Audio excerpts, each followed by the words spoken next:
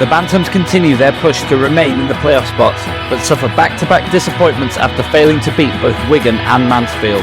Do the Bantams have the momentum required to get over the line and make the playoffs?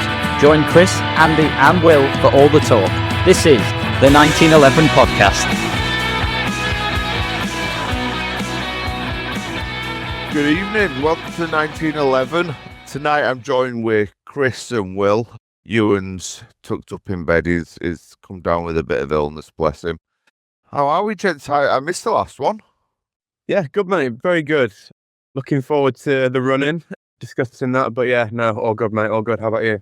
I'm good, I'm plodding along, as you do.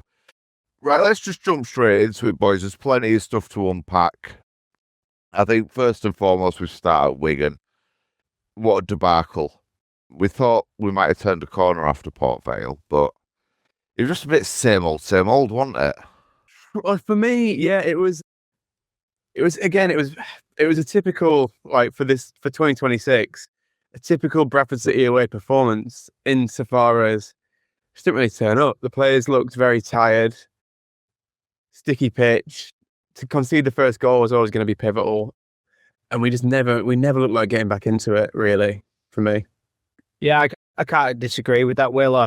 We were both there on Saturday, and frustrating for me because it just felt like we just lacked composure towards scoring goals, and they scored two very, very good goals. But however, just frustrating again. It's just the same old away from home. We just don't have anything about us away from home, apart from the Port Vale game, which typically I missed.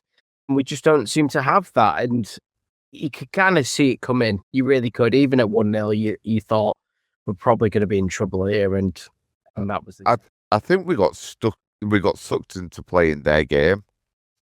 I think that were a big issue for us at the weekend. We got sucked into playing their game, and the pitch was very sticky. And again, there were just too many 4s, 5s, and 6s playing rather than your usual. You can usually get away with having one or two that are having a bad day at the office, but when it's a full team performance like that, where they all just look really leggy, scared. What I do think, Wigan had clearly, or Gary Caldwell, I think he'd clearly done his homework and he clearly watched us play. And I think they approached the game in a very different way to, a team like Port Vale approached it. And they basically cut off our supply line through the wing backs. So, I mean, I think Nerflam Wright, like Ty Wright, flavour of the month, he's been great recently, but he couldn't really have an effect on the game. They stopped that. And in doing so, it was just ineffective, I thought. Yeah, I completely agree with that. I think that they just had, they did their homework on us. They worked out what they needed to do. And again, it was just another frustrating away day where you think that was potentially a massively winnable game. And we haven't done that. We've come away from that game with no points. And, you look at it kind of like, for instance, like the first, the front three for the first half, then we changed it. We tried to try a second three in the second half, and it just didn't work. Neither didn't work whatsoever. And I don't know, it's just frustrating being away at Bradford at the moment, and it's very difficult to kind of understand why, but also how many teams have about 2 shots against us and score 2 goals? It happens too often, and it seems to be always the case at the moment. I think a more concerning thing with this is it's 8 defeats in our last 10 away games now. And I mean, that is, if you extrapolate that across the course of a season, home and away, I know obviously we are resting on our home form a bit and it's not the same, but that's worse than relegation form. It's terrible. And you think back to like those 8 defeats, how many of those games did we genuinely look like we were in at any point? You said the Reading game, which we probably should have won, but again, sloppy individual errors cost us in that game. Maybe half an hour in the Luton game and half an hour in the Leyton Orient game. But other than that, didn't look like winning a single one of them. Rocked up and absolutely stunk the gaff out. And I think that is a really, really alarming thing, especially, we're looking ahead to another away game this weekend. And even, like, say we get in the playoffs, best case scenario, we play 2 games away from Valley Parade. It doesn't fill me with confidence. Yeah, and I think a really good point on that, Will, is because we talk about how good our defensive line is, but is it actually as good as what we think it is, or is it just that we're starting to believe that it is better than it is? I think it's a case of that. You look at the goals against Wigan. We got cut apart. We got cut in half. They beat the press. We struggle when the press is beaten. Pure and simple. We're not that fast at getting back. When you look at Till, he's got a bit of pace about him, but he's not the fastest. He's going to struggle when his back's turned to goal. Unless he gets his body in front of the man, he's in trouble. Pennington, not that fast. Baldwin, not that fast. We lack in pace and at the back. And I do think we have got a really good back line, but it's a back line that's set up probably more to attack. I would call you out there. You're saying that we've got a good defensive line, but have we? Do you believe that? Man for man tackling, yes. But the second they get exposed by speed, and that's probably our biggest weakness from what I can see. I think when you look at it as well, there's only about 7 or 8 teams in the league that have conceded fewer goals than us. I don't think you get to that stage without having a decent defensive line. I think also, one of the things I think as well is that we probably think it's better than it is at defending, because, or that argument probably comes from the fact that, for me, like, it's so much better than we expected it to be at the start of the season, and we're still sort of living off that reputation a little bit potentially. But I also do think, sort of, like, not to sit on the fence a bit, but I do think, like, you know what, as we're recording now, I've conceded 42 goals, and, like, you look at other like the top 3 have conceded fewer, and there's maybe like 3 or 4 other teams in the league that have conceded fewer. It's not bad. It's not bad at all. So I think then we're looking at, why are we not scoring more goals then? That is potentially. I think that's the issue. I do think that's the issue. Like, you look at our last few games, and when was the last time we scored more than 2? We haven't done since in 2026. We've had a couple of games where we should have scored more than 2, Port Vale, Peterborough, but I think the last time we scored more than 2 was Cardiff away in September in the league. And I mean, how many times have we looked like we were going to score more than 2? Even in the games where we did, we were profligate. And if the best thing you can say about our going forward is that we've been too profligate, I don't know. Yeah, when it looks stale, it looks very stale, and when it looks good, we don't take our chances, I think. We're not taking our chances. That's the big issue.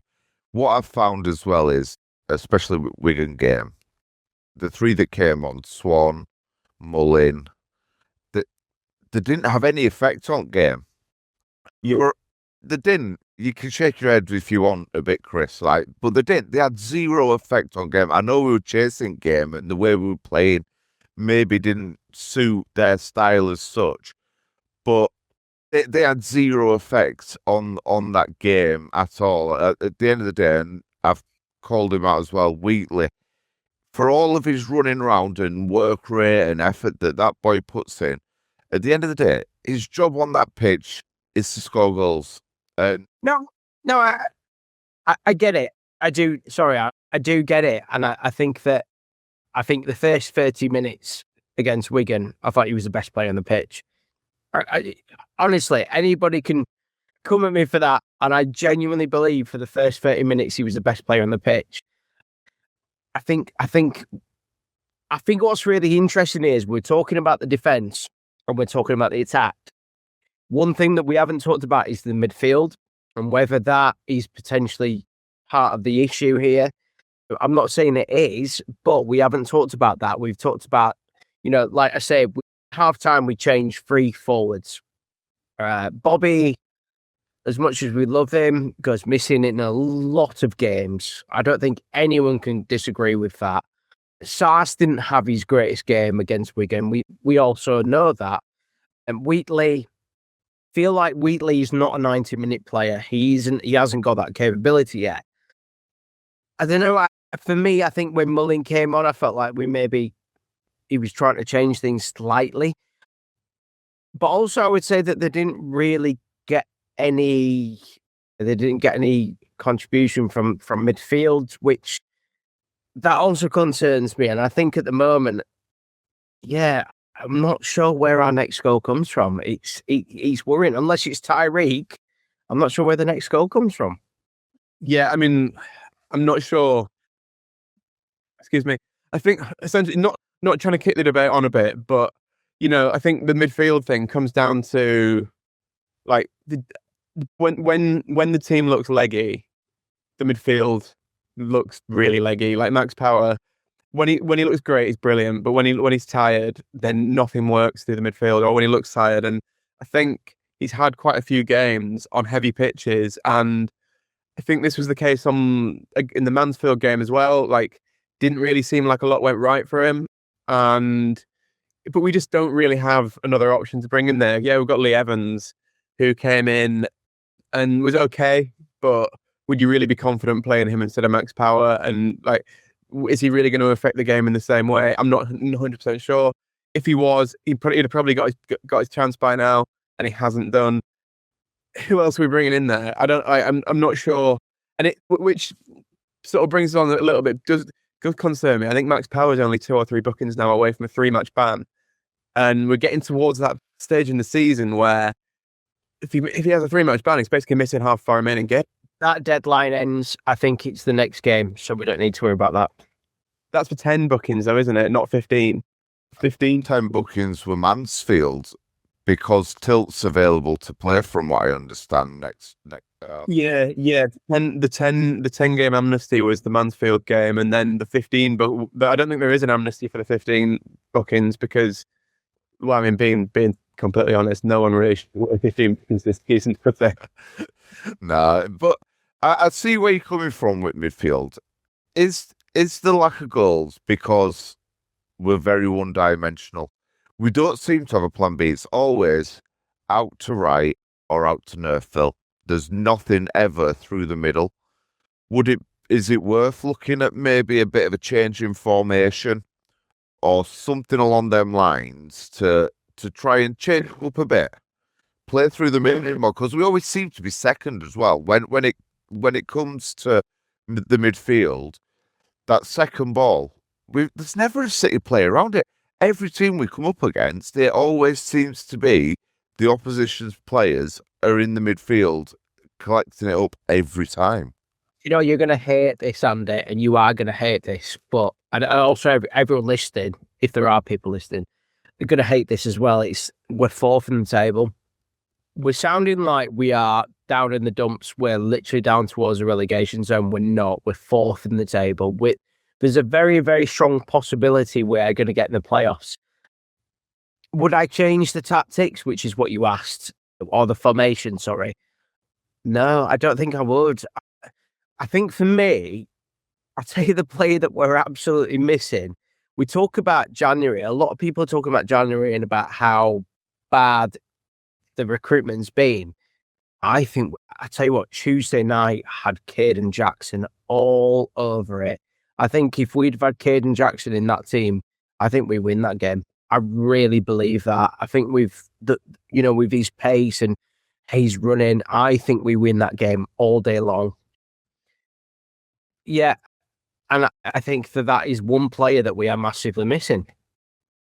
I not sure. I've fallen. I think he's been good. I think he's been all right, but he's not been all right, mate. He's been absolutely brilliant since he's come in. I wouldn't necessarily agree with that. I think that's a bit much, to be honest. He's got a goal, which is more than any of our other January recruits can say, which is fair enough. I think he's been decent. Don't get me wrong. He's been decent, and he's he's basically like the older version of what Ethan Wheatley can be, I guess. But obviously, Ethan Wheatley's ceiling potential is a lot higher than Jackson, given his age. But Wheatley's a bit like Jackson light, isn't he? He's like when you don't pay for the premium version. But yeah,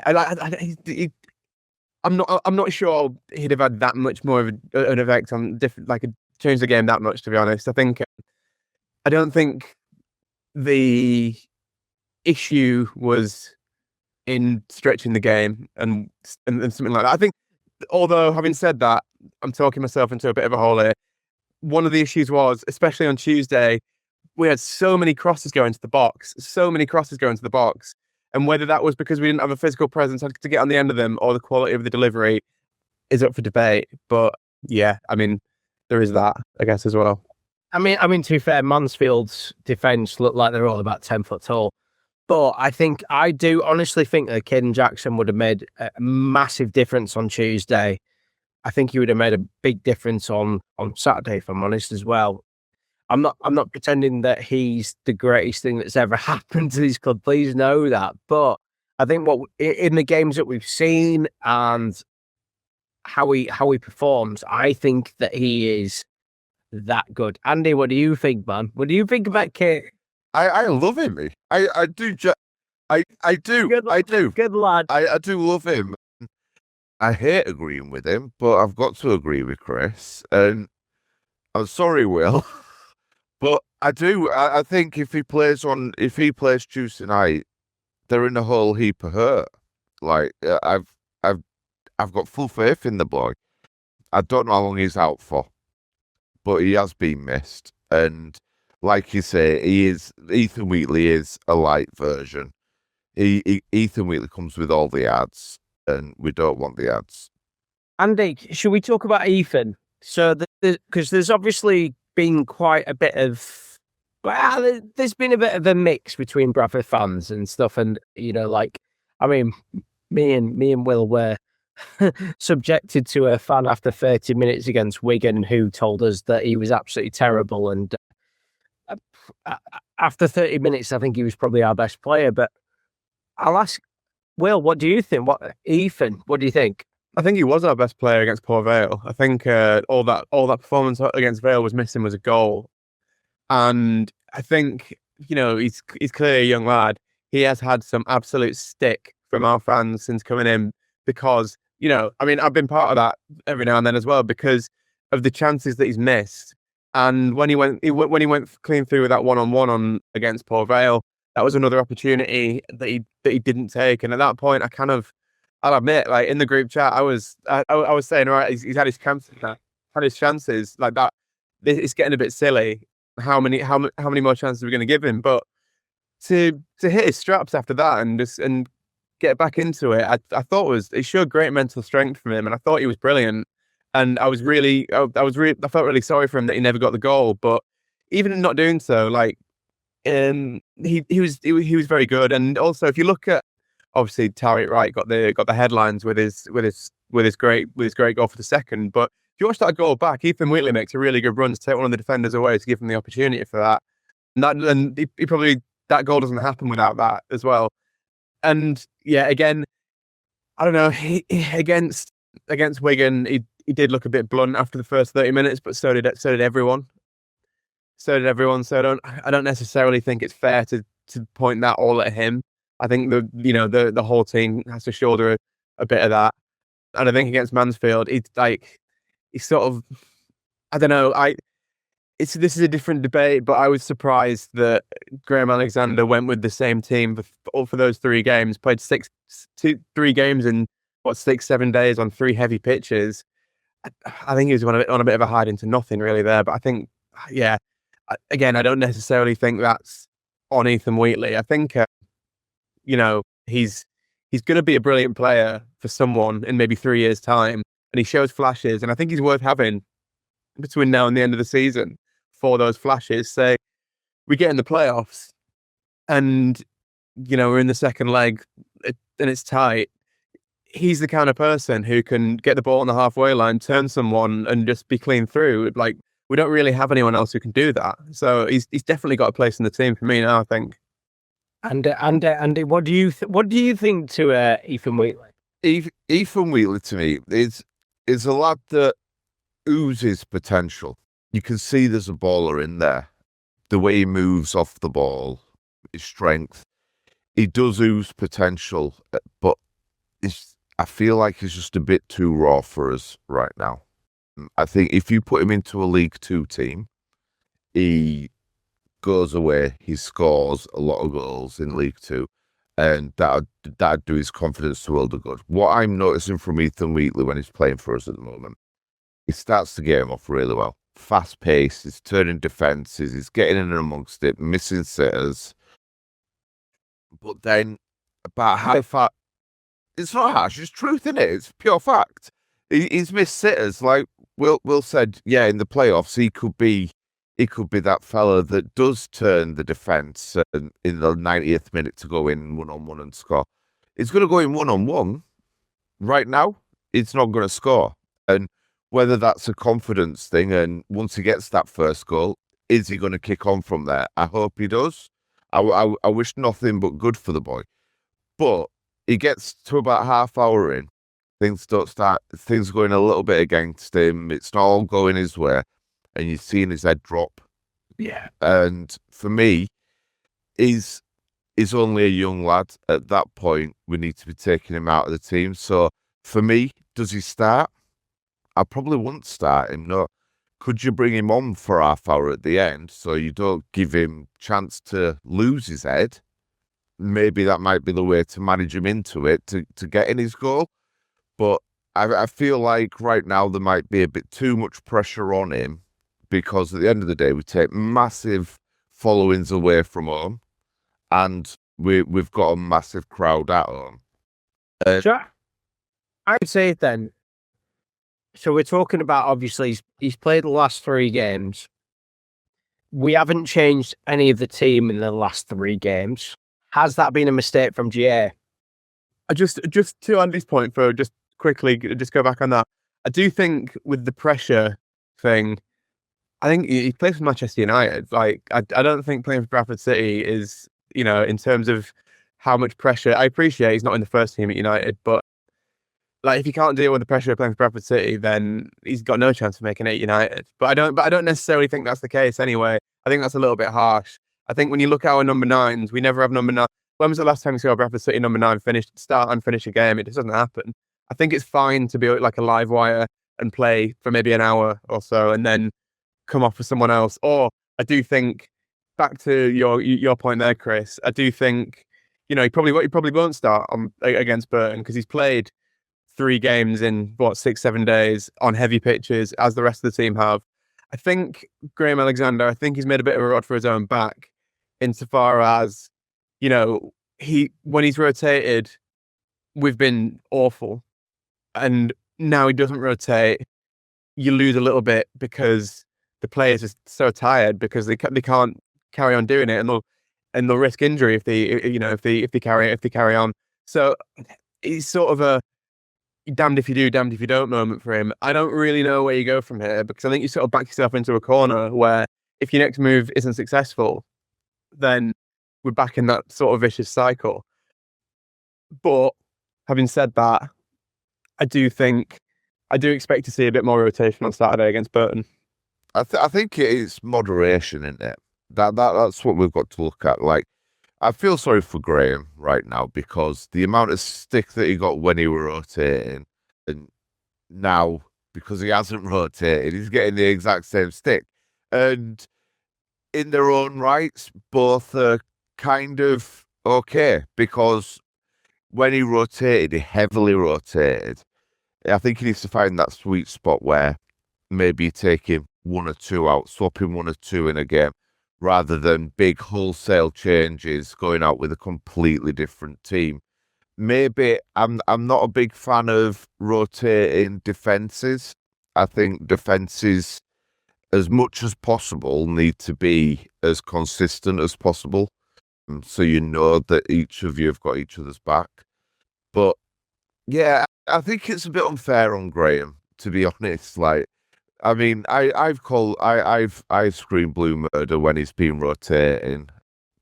And obviously seeing on social media now he's not rotated, and just because we're not having that instant result impact from keeping the same team, it's a bit harsh for him, I think. I tell you what, every single word you've just said, then I could not agree more. I think that's it, isn't it? And I think this is the thing that, as a City fan right now, is that we're always looking for a reason. It's like, I saw people saying we need Lapsley back in the squad. We need this back in the squad.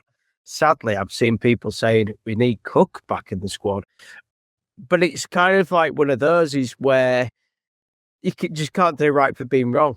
Do you know what I mean? It's really difficult for a manager who actually, I didn't expect to see Sarcevic start the last 3 games, especially when we've been, 3 games in 7 days. We didn't expect to see that. So we've seen it, but then it's like, yeah, but you know what? You should have rested Sarcevic because he's only good, for 1 game in 7 days. And it's a crazy one. Hindsight's a beautiful thing, isn't it? Basically. And I also think, like, we've got to caveat this debate and things like this with, we're 4th in the league, and we're sort of not nitpicking because these are issues and they need, it's good to debate them, but it's like these kind of debates sound like everyone's being really negative, or like certain people are being negative, and it's more like we're 4th in the league, right? Aren't we? I'd take you to that 4th in the league point, right? At what point, obviously, we're all over the moon to be where we're at, right? But at what point does it become, oh, look at us, I'm happy to be 4th in the league because I was expected to be relegation fodder? And at what point does that mentality have to switch to, okay, we are 4th in the league, now it's time to start, I don't know if expectation is the right word, but put that, so like expectation to, we've played over half the season. We're 3/4 of the way through the season, 9 games left to go. We've earned the right to be where we're at right now. So surely as fans, we should now be starting to expect these results from this team. They've shown they can do it all season long. Well, it's a bit of balance, isn't it? It's having a bit of balance because, like, while, yeah, obviously, we've shown that we're capable of this. And to be honest, being completely honest, I think it's quite frustrating to a point that we are where we are, because we've left a lot of points out there over the last couple of 2 or 3 months. And looking at that, it wouldn't have taken that much more.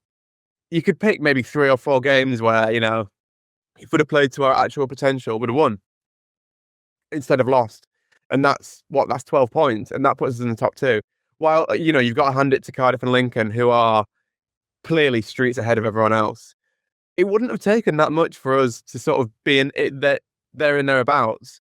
But also, like, on the other side of that, it's, yeah, but just because we're not, on course for 100 points, it's not a reason to berate the lads for not necessarily playing to the full potential in every single game, because obviously, like, everyone's human at the end of the day, aren't they? And they are still performing well above expectations. Yeah, and I think this is something that I don't want it to be a case of, like, I'm saying, oh yeah, well, we're 4th, that's fine.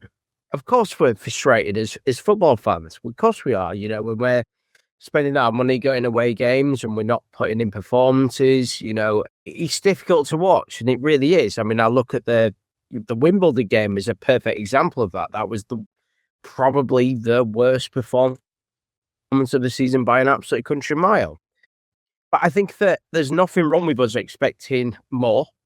And I just think that we just need that another level sometimes. It's like, I mentioned now, last night, for instance, we'll talk about the Mansfield game.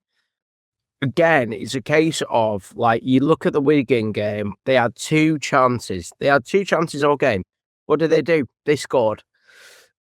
And then you go to the Mansfield game last night, they had 2 opportunities, they scored 1 goal. And that's the frustrating part for me, I think. It's the nature of being a football fan, right? Like, not to get too deep about it, but, like, you could be, exactly, yeah. We are. No, if you see a team drop below the level that you know they can be, it's frustrating. And regardless whether you're, top of the league with 120 points or bottom of the league, you're going to get frustrated because you want them to do as well as you know they can. And when they don't hit those levels, it's hard to understand why a lot of the time as well. So, in a nutshell, that's what following a football team is. Do you know what I mean? Yeah. I get it. I get it. It's just we do constantly hear. Well, if you go, oh, but we're fourth, we shouldn't be here. We were expected to progress. You're labelled a happy clapper. And then if you go, actually, I've got a bit of expectation now. You're now negative. So you can't win either way either as a football fan, can you? You've got to be one or other camp. You don't have to be at either end of the stick, though, do you?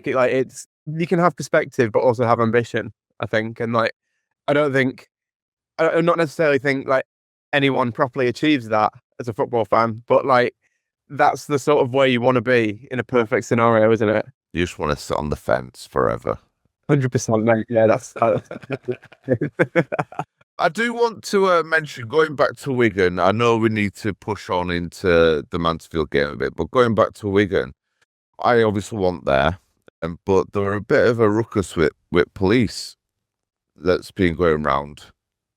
So yeah, I'm going to mention this, and I don't even mind talking about this. Drove to Wigan. There was so much integration before the game, talking to Wigan fans. In fact, I'll be honest with you, probably the easiest away game I've ever been to where I did not feel problems whatsoever. All great, talking with the Wigan fans. So fast forward a little bit, we go 2-0 down. As soon as we go 2-0 down, the police announce, we're going to keep you behind. The most appalling timing I've ever known to announce, by the way, sorry, you're losing, you're going to be stuck behind. I think that was disgusting, if I'm honest. I know that there is going to be some bits coming out about this, whether we get fined or whatever. There was people I've seen on Facebook or Twitter as well who have disabilities that weren't allowed out the ground or weren't allowed to go to the facilities. Disappointing. Apparently, somebody's come out said that should never have happened. Personally, I think that was an absolute show from the police. I think it speaks to a wider point of just how football fans are treated at games, to be honest. I think, we've City fans of a certain age, at least, have seen us in each of the top 4 divisions in England, and you're paying significant amounts of money, and it kind of just feels like ultimately you're going to an entertainment event, basically, aren't you? And it feels a lot of the time, not all the time, to be fair, but it feels a lot of the time like just because you're a football fan, you get treated with contempt, and everyone gets lumped into it. Because obviously, with football, football is different to, going to the cinema or going to the theatre or whatever. And obviously, there are sometimes, there is sometimes an unsavoury element to, the support. And with bigger crowds, there's going to be every club has a certain amount of fans, has a certain slice of that. Fully appreciate that, but it just seems a little bit like it's not right to treat everyone like tar everyone with the same brush. There's a stigma in there around football fans from 80s, 70s, 80s, sort of like hooligan era, and that stigma has just been kept. It's a stigma that's just not being shaken, and football fans, even though in the higher echelons of the game that the regular working man is getting priced out of football, they still treat us like we're scum of the earth, low level man. That's how it was treated in the 70s and 80s. And do you know what? From some of the videos that I've seen of the police at Wigan stopping people going through the tunnel into the concourse, it had Hillsborough written all over it. Yeah, I mean, it might be an exaggeration, but slight exaggeration, but that's the sort of potential issue it could have caused. It could have caused the Hillsborough-esque sort of. I think I don't think it does. I don't think it does anyone any favors to sort of try and compare anything to something like that, because ultimately that didn't happen, and I think that was a thing on its own that look, I don't know, like I think we're sort of getting into tricky waters with stuff like that. But what I do think is in situations like that, often people follow orders just blindly and don't explain to anyone why they're doing what they're doing, and I think that inflames situations. You saw a lot of people get aggravated at the time, and while we're not condoning anything like you people stepping over the line anyway, it is understandable why people will get frustrated when these things are going on that are illogical and nobody's explaining why they're going on to anyone who ultimately, as well, let's have it right, people were being kept somewhere against their will and having done nothing wrong before, like up to that point. And there's some pretty sketchy connotations to that. Was there any trouble from any City fans that could have caused No. that you saw at all? That Certainly not. Yeah, certainly not from what I saw, and I'm going to say that clearly. But I also think it's not just that as well, Will. I think it's the fact that they just said, "Oh, you're staying behind the game," so that could be any time. That could be absolutely any time. So the police decision was that they decided that if Bradford City fans went out where they'd literally spent a lot of time with Wigan fans all entire game, in different pubs, having a good laugh, no rivalry whatsoever, decided just as the second goal went in that they were going to keep us behind. Can you imagine how that feeling is, Andy, when you've just gone 2-0 down and you get told by it goes bang, bang, bang. Oh, by the way, you're getting stuck here for however long. Can you imagine how much the tension is? And I'm not excusing, and I think this is really important that I state this as well. I'm not excusing what happened after and obviously with the police push, but I would say, sorry, but you can ask for that. What I will say is, I think within 5 minutes, it seemed to me anyway, because we stayed till the end and we're in the stand when all this kicked off, so I didn't actually see it firsthand, but it almost felt like almost within 5 minutes of the final whistle, they'd just basically given up and opened the doors. And when we went out, it was full of Wigan, like home fans leaving anyway. So I didn't. It kind of seemed like a bit of a no sense, a bit of a pointless task. But also, like all the Wigan fans that we met, like you said, Chris, like we went to a couple of pubs in town, and they were up there with, I would say, the friendliest fans we've spoken to this season, alongside, I would say, Cardiff away as well. They were, but like, yeah, they like it. It was bizarre. It was really bizarre, and it made no sense. And I'll be honest with you, at times we were in the pub. I won't mention the pub, but we were by the ground, and there was us and Wigan fans, and we were talking, and the police came along, and they were saying, "Oh, I hope there's no problems here." It's like, it's absolutely fine. Why are you antagonising? There is no reason. Listen, both teams were both fan bases were absolutely fine with each other. There was no issues whatsoever. This is the problem sometimes, but that's a conversation for another day. Yeah, I think we best push it on before it gets bit too excited. Right, so we're going on to Mansfield.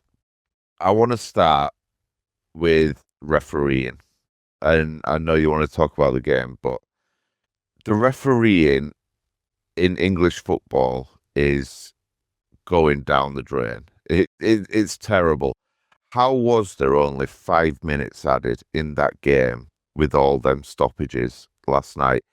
It's not showing true consistency. When I think Graham came out and said in the Wigan game there were 58 minutes that the ball was out of play. The ball were dead for 58 minutes of that match.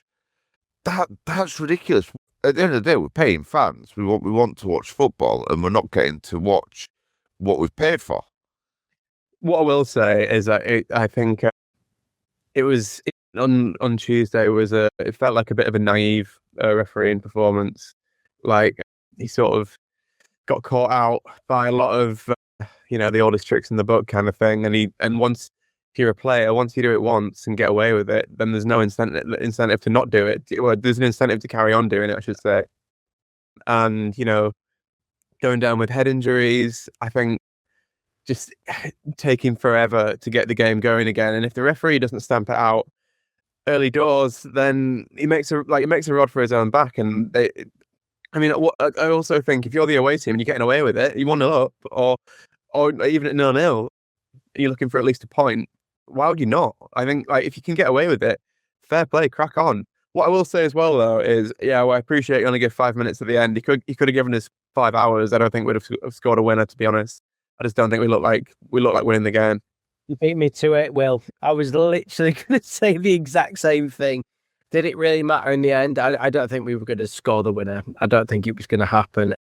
Yeah, it's frustrating, and I think that I would say genuinely over the last month we've had some really, really dreadful referees where refereeing performances. I certainly look back at the Baldwin situation, but I think that's a different conversation in the case of these referees aren't full-time. Why are they not full-time? Why are they not being able to do that? Why are they not being trained on how to referee? Why is it a case of an EFL game that's in League One and they're part-time? That doesn't make sense to me. How is that possible? And I tell you what, we can complain about referees all day long, but I think that's a massive problem. I think ultimately someone's got to pay for it, and who's going to pay for it at the end of the day?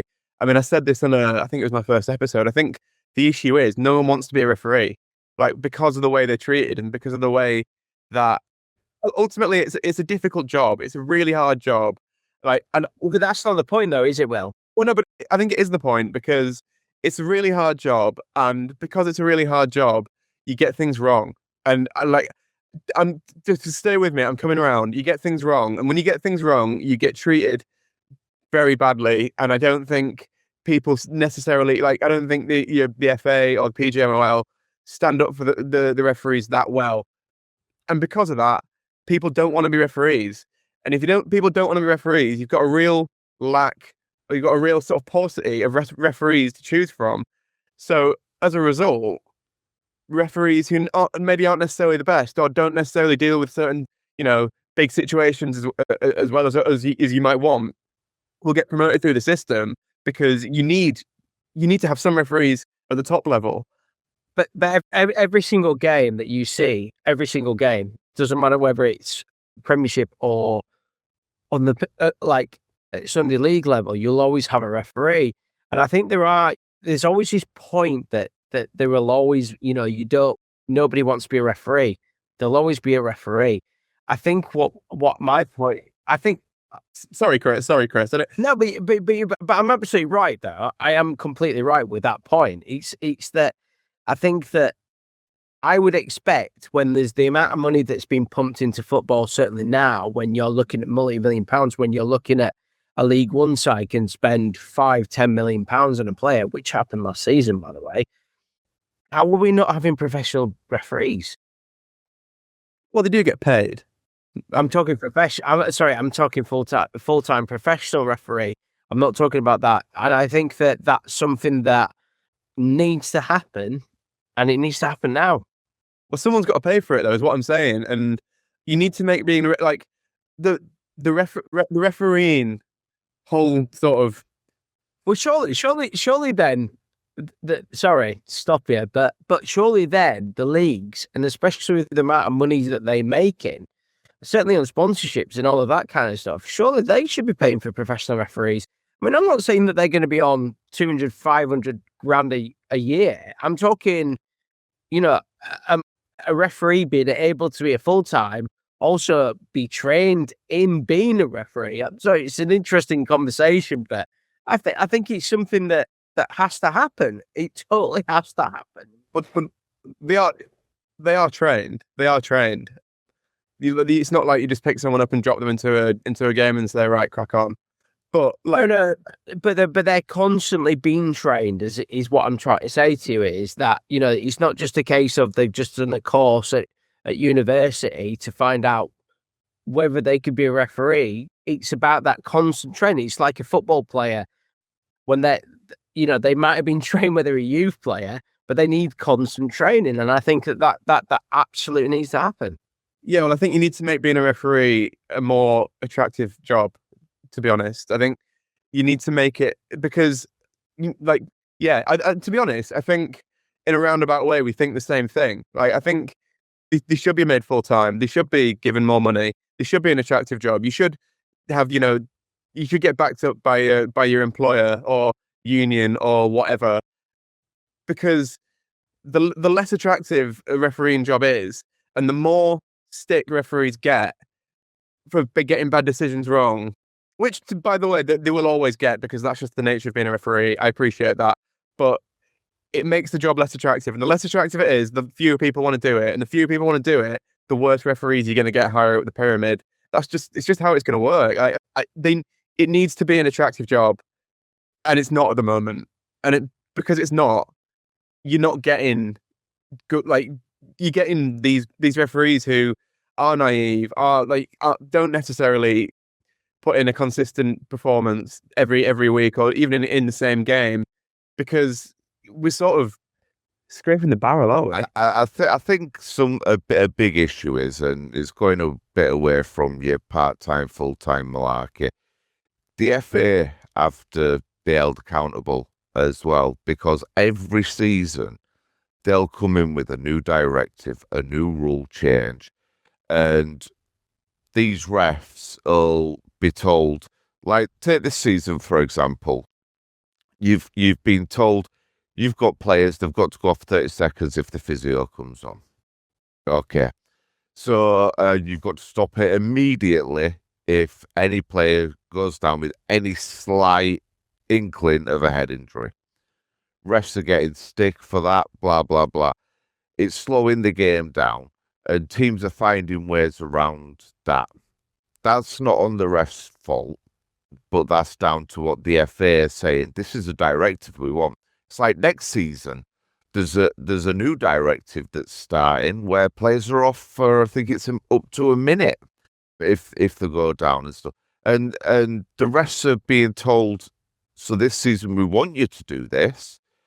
They can't realistically keep it all going throughout the entirety of the season. But I think this also leads on to concussion gate, doesn't it? What a concussion. That's what Nigel Clough said. Exactly. Exactly. That's not it. He is great with the dark arts, so as much of an arse he is, he's so good at dark I arts. wonder where he learned it from. So like concussion gate, for anybody who's listening who hasn't watched the game, was player went down, had a head injury. Mansfield had already had five subs, and the rules are that with a concussion gate you can make a substitution for concussion. He said after the game, didn't he, lads, that it wasn't a concussion at all? Yeah, he did, but you got to think as well, the lad's not, because of concussion protocol, is not eligible to play in the next game either. But also the thing is with that, Andy, is that he's not eligible on Saturday, but there is a very big chance that their game the week after is postponed because of international call-ups. What I think about this is that these rules shouldn't be open to be abused by people, but the fact that they exist is absolutely a good thing. Like, we shouldn't be. It's not the rules' fault that Nigel Clough or someone sort of worked like a workaround or a loophole, because ultimately, I don't know. Like Nigel Clough did say, he took a whack on the head, then had a headache. That is a symptom of concussion, And those rules they do say any symptom of concussion, you're eligible to use it. And like, who's to say, it was like late onset or something like that. I don't know. I'm not a doctor or a neurologist, so I'm going to butcher this, but he could carry on playing and, collapse in the dressing room or something like that. Totally fair, totally fine. Don't mind that. And I understand what you're saying with that as well. And I don't think anybody here is accusing that substitution of cheating. I would just say that it might have been a little bit kind of worked in their favour a little bit. I mean, they took off a defender and brought on a striker. But it was definitely convenient. It was definitely convenient. Listen, we digress, but we'll talk about like the game, for instance. So, like the first goal, Mansfield scored the goal. Well, I'm pretty sure that you said on the chat it was the worst goal you've seen this season. Tell me a worst goal that we've conceded this season. That was an insult to goals. I'm not disagreeing. I'm just putting you in there. I think the way that their striker celebrated as well. He celebrated like he banged it in from like 30 yards. I mean, it's fair play. I mean, he celebrated like I would have celebrated if I'd have scored that goal. I think just have a bit of self-awareness, mate. Come on, you're a professional footballer and you have, when people say he just needs one to go in off his backside, like I assume, given that saying, he's going to score like 10, 15 before the end of the season now. It was rubbish, wasn't it? It was terrible. It were an awful lot. To be fair, in the build-up, they carved us up, but our defence were all over the place. Max was out of the place as well. Again, Max losing the ball again. Is being a bit off it, but I don't like a lot of things I've seen on social media about, is Richie Smallwood reincarnated and all this. I've got a lot of time for Max Power. I think he's a proper captain.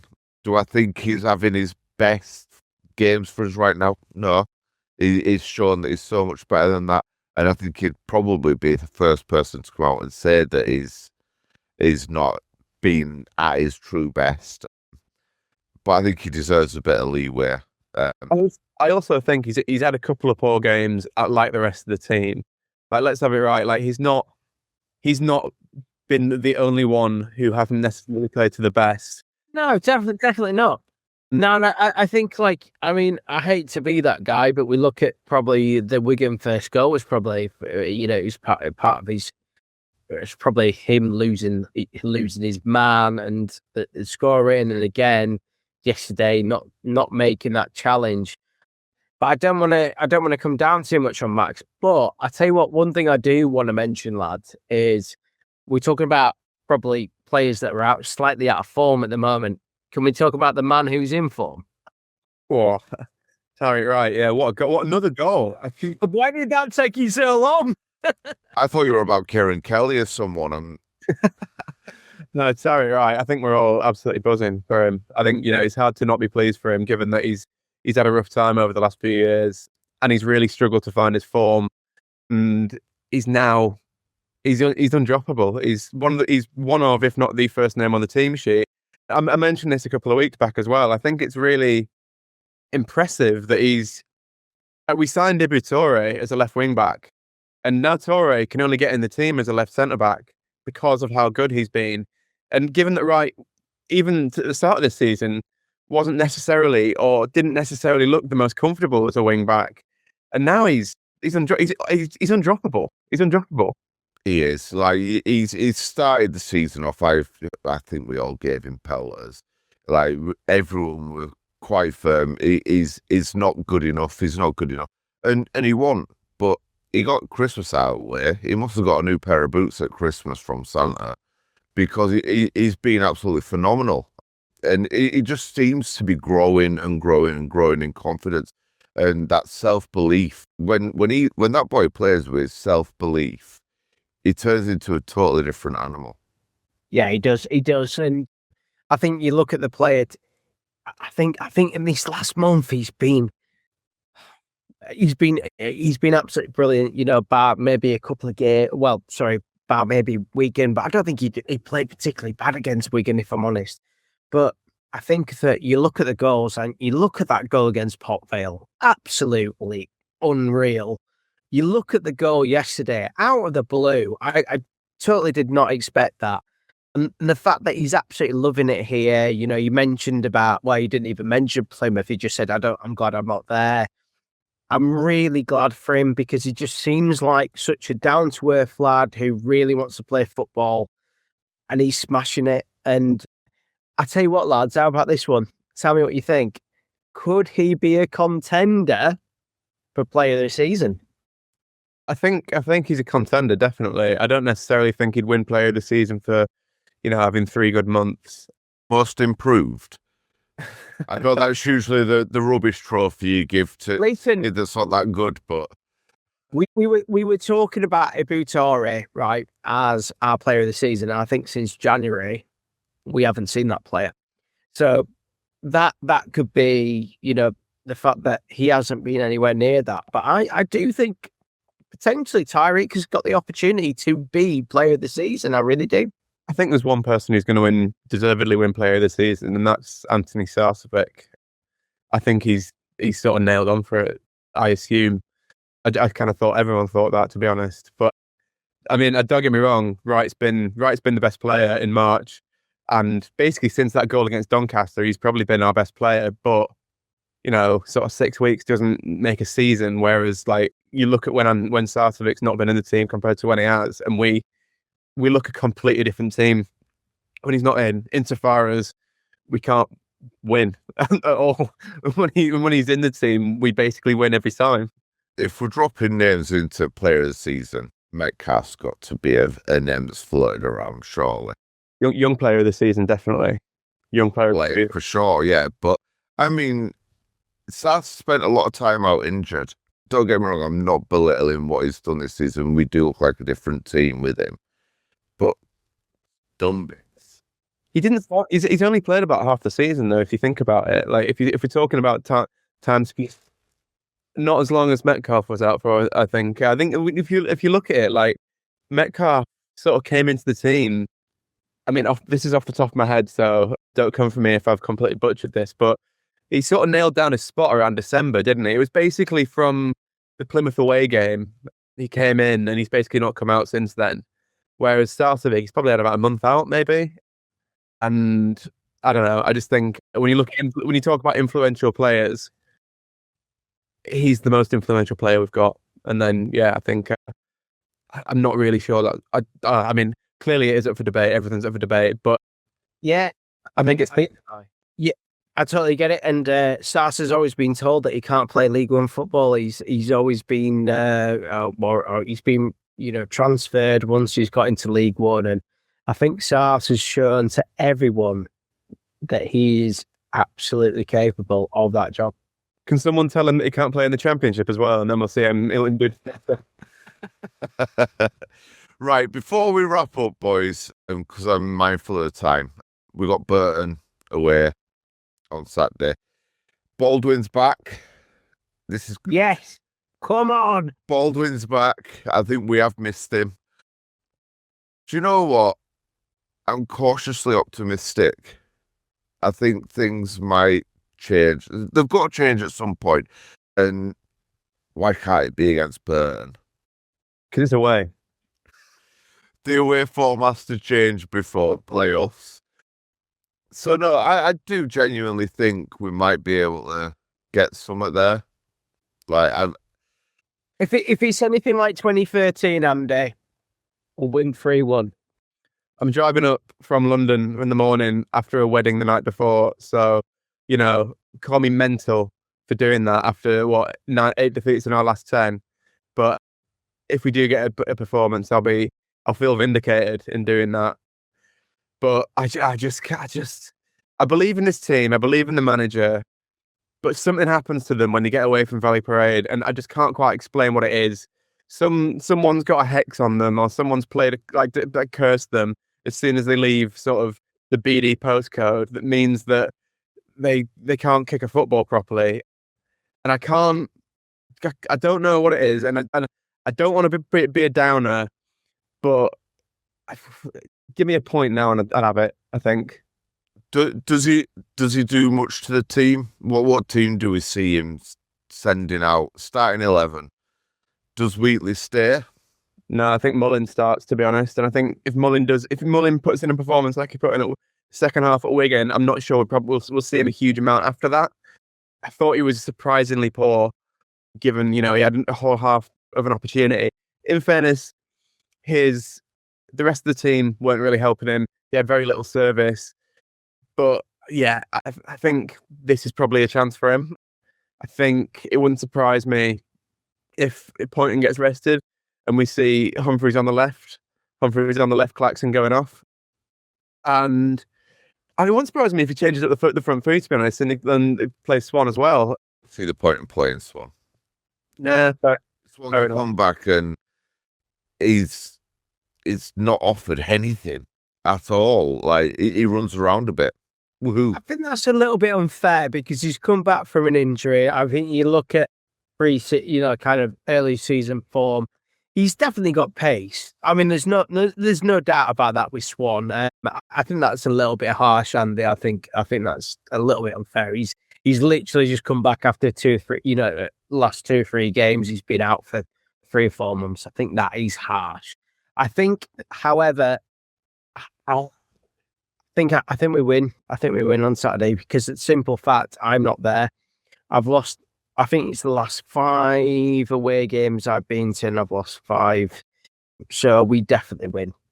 So I'm going to go with 2-1 City. being realistic, Jake Beasley's going to get a goal, isn't he? Just because of just the law that surrounds him, and also because he used to play for Park Avenue as well. Yeah. So I'll say 1-1. Jake Beasley to get a 90th minute equaliser or something ridiculous like that. That's just going to make it feel like a loss because we're away from home and we're not allowed nice things. I'll go with a 1-0 to say, because I do think we will win. Yeah, a cheeky 1-0. Mullin to score, and then us to sit with nerves for half a game, end up playing 10 minutes to stoppage time, and just be babbing ourselves all the way through because we don't know how to manage a game of football when we go 1-0 up. Sounds great. Sounds brilliant. It's comfortable, like a comfy pair of shoes. Yeah, exactly. It's a great day out, isn't it? Right, gents, it's been a pleasure and a privilege as always spending some time with you both. But I think we'll call it there for the night, and on to the next one we go. So thanks for joining us. Thanks for those that are listening. If you do enjoy what we do your likes, subscribes and all that malarkey. It makes us feel better about ourselves and strokes our ego. And that's all from us. See you on the next one. Got the chickens!